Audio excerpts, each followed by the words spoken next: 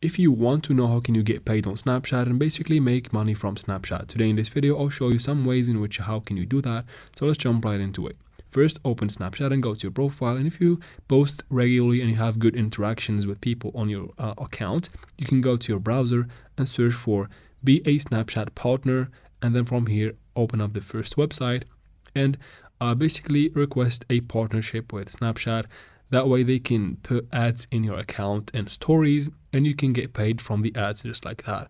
So go ahead and apply and wait for the response. Now that is the first method.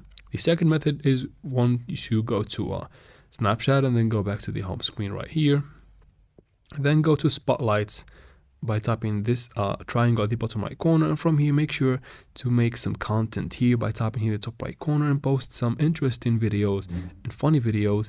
And if you get a lot of views in the first 24 hours, you might get monetized basically, and you might earn money from that spotlight that you post.